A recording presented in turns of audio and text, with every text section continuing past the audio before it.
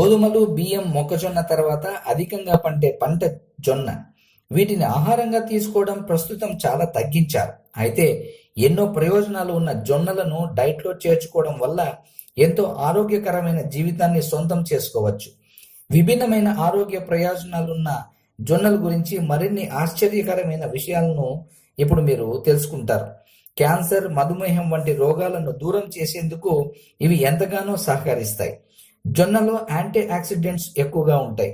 Blueberries, strawberries, plums వంటి ఫ్రూట్స్లో కంటే జొన్నల్లోనే ఎక్కువ మోతాదులో యాంటీ ఆక్సిడెంట్స్ లభిస్తాయని అధ్యయనాలు నిరూపించాయి.